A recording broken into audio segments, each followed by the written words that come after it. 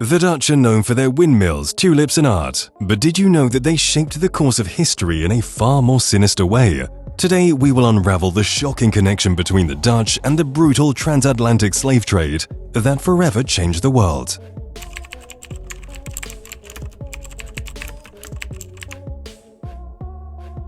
The transatlantic slave trade was a dark chapter in history, lasting from the late 15th to the 19th century. Millions of Africans were forcibly taken from their homes, transported across the Atlantic, and sold as slaves in the Americas. A similar fate befell many in Asia, across the Indian Ocean and the South China Sea. While the slave trade is often linked to countries like Portugal, Spain, Britain, and France, the Dutch played a notable role too. In this video, we'll examine their rise as a trading power in the 17th century, their colonization efforts leading to involvement in the slave trade in Africa, the Americas, and Asia, all the way until the abolition movement and the end of the Dutch involvement in the slave trade.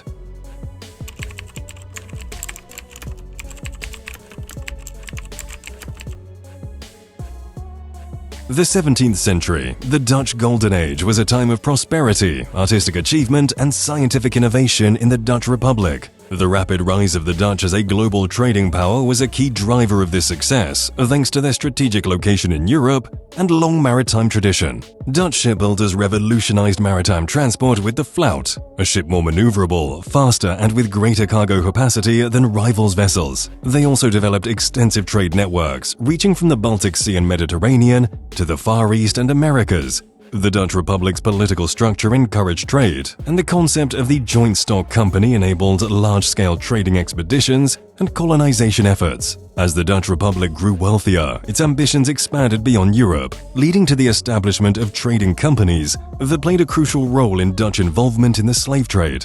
The Dutch established two major trading companies, the Dutch West India Company, or WIC, and the Dutch East India Company, VOC. The WIC, founded in 1621, focused on the Americas and West Africa, while the VOC, established in 1602, concentrated on the East Indies and Asia. The establishment of these trading companies enabled the Dutch to exert considerable influence over global trade during the 17th century.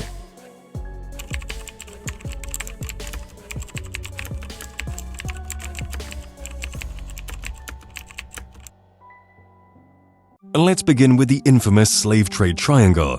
The Dutch West India Company, WIC, played a significant role in the transatlantic slave trade during the 17th and 18th centuries. As the Dutch Republic sought to challenge the dominance of Spain and Portugal in the Atlantic world, the WIC targeted the lucrative slave trade as a way to assert its presence and increase its profits. Initially, the WIC engaged in piracy and privateering against Spanish and Portuguese ships to acquire enslaved people. However, as they established their own colonies and trading posts in the Caribbean, Brazil, and North America, they began to directly participate in the transatlantic slave trade by procuring enslaved Africans from West Africa and transporting them across the Atlantic to work in their colonies, as well as other countries, to the point where they became a significant player in the transatlantic slave trade, transporting an estimated 550,000 to 600,000 enslaved Africans over the course of about 200 years. Like other European powers involved in the transatlantic slave trade, they operated within a network known as the triangular trade. This system connected Europe, Africa, and the Americas in a cycle of trade that fueled the growth of the Atlantic economies and facilitated the transportation and sale of enslaved Africans. Here is how to become a successful slave trader.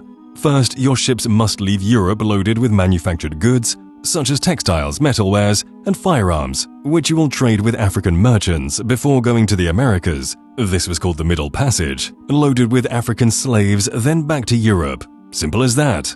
The slave trade triangle enriched Dutch merchants and the WIC, but as you can imagine, came at a tremendous human cost.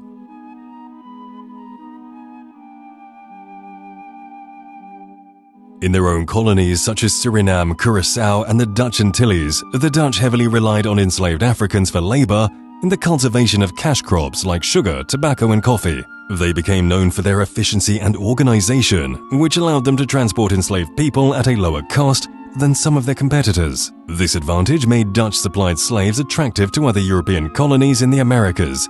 Did I just say organization? They were well organized indeed. The WIC relied on several key slave trading ports. These ports played a crucial role allowing the Dutch to efficiently transport and distribute enslaved Africans, fueling the growth of the Atlantic economies at the expense of countless human lives. Number 1. Curaçao, a vital Dutch hub for the slave trade. Curaçao hosted a major WIC slave depot. Number 2. Suriname. Acquired from the British in 1667, Suriname was an important Dutch slave trading port. A thriving plantation economy was established, heavily reliant on enslaved Africans. Number 3. New Amsterdam, later New York. The Dutch colony's capital played a role in the slave trade by providing labor for the growing colony. A very well-oiled and very profitable machine indeed. As we've just explored the Dutch Republic's involvement in the transatlantic slave trade through the activities of the Dutch West India Company, we'd like to hear your thoughts on this dark chapter in history. In the comment section below, please share your perspective on how the Dutch slave trade triangle shaped the Americas and the long-lasting impact it has had on the lives of millions of people. Now, let's turn our attention to Asia with a focus on the Dutch East India Company's role in the Asian slave trade.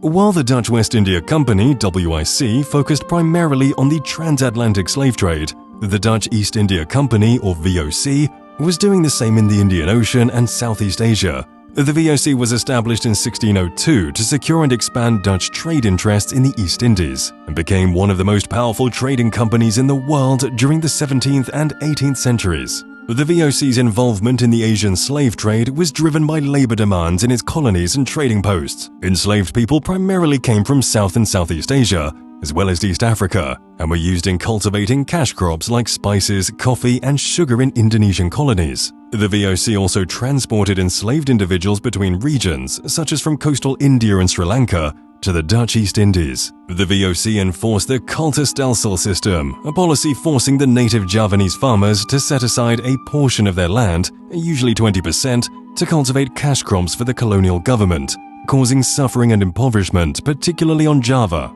Batavia, now Jakarta, was a major trading hub for enslaved people.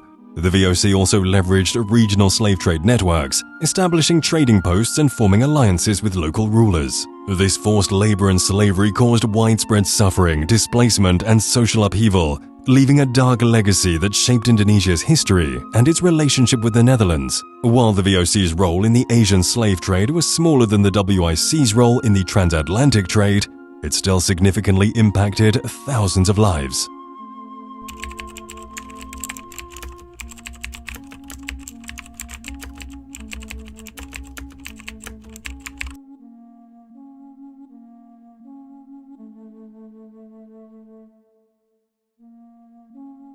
In the 18th and early 19th centuries, opposition to slavery grew in the Netherlands and Europe.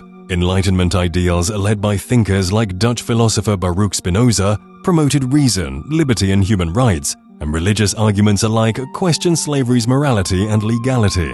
Growing opposition to slavery in the Netherlands and Europe, along with the tireless efforts of Dutch abolitionists and anti-slavery movements, as well as declining profitability, made it increasingly difficult for the Dutch Republic to maintain involvement in the slave trade.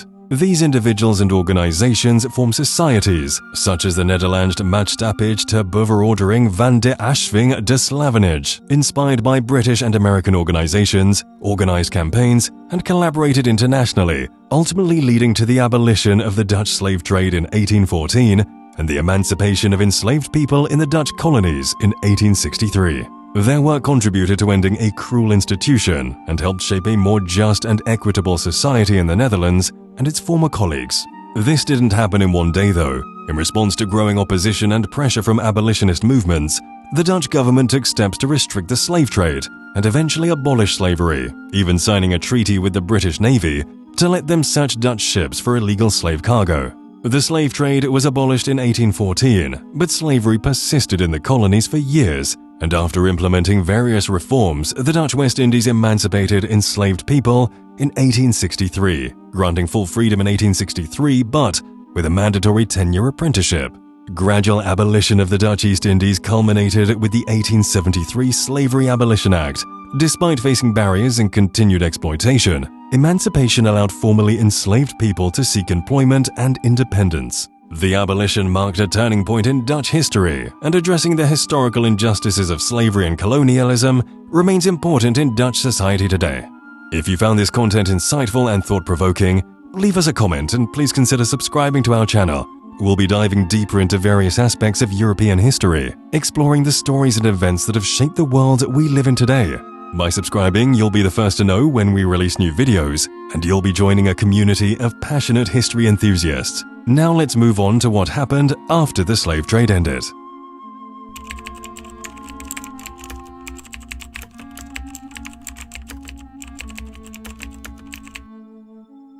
The Dutch slave trade significantly impacted Dutch society and economy, contributing to the nation's wealth and shaping its cultural, political, and economic landscape. The Dutch Golden Age was fueled by the slave trade and plantation economies, creating a powerful merchant class and global trading networks. This wealth financed grand architecture and patronage of noble artists like Rembrandt and Vermeer. Additionally, it allowed the Dutch Republic to become a significant player in European politics. However, the exploitation of enslaved people also led to lasting social and economic inequalities, with disparities persisting between the Netherlands and its former colonies. Highlighting the importance of addressing these injustices, Dutch involvement in the slave trade and colonialism significantly impacted colonized regions, shaping their societies, economies, and cultures. The Dutch presence led to the formation of unique hybrid societies, blending Dutch, African, and indigenous elements, while also reminding us of forced assimilation and cultural erasure.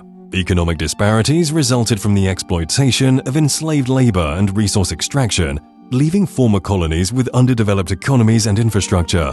Political challenges, including instability and ethnic tensions, emerged from Dutch colonial rule as these regions worked towards stable political systems. Growing calls for reparations and reconciliation highlight the need to address historical injustices and foster mutual understanding, promoting healing and justice for those affected. There is growing awareness in the Netherlands of the need to reconcile its role in the slave trade and colonialism, leading to various efforts promoting understanding and healing. These include public commemorations such as the National Slavery Monument in Amsterdam and the Ketty Kotti Festival in Suriname, educational initiatives to foster comprehensive understanding, and dialogue through conferences and cultural events. Additionally, debates around government apologies and reparations for descendants of enslaved people reflect the growing recognition of historical injustices. These efforts help build more equitable relationships and a shared future based on mutual respect and acknowledgement of the past.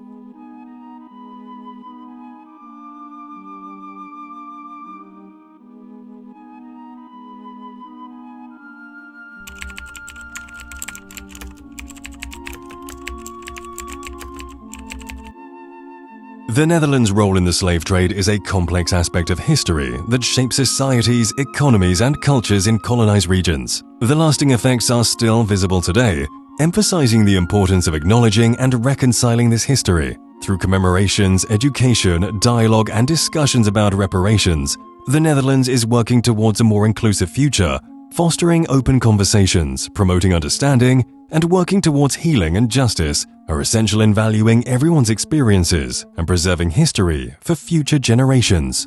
Thanks for joining us in exploring the Netherlands' role in the slave trade.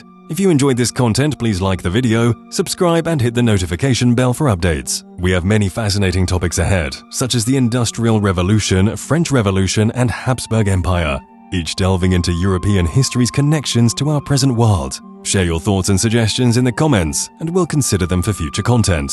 We appreciate your support and look forward to bringing you more captivating stories. See you in the next video.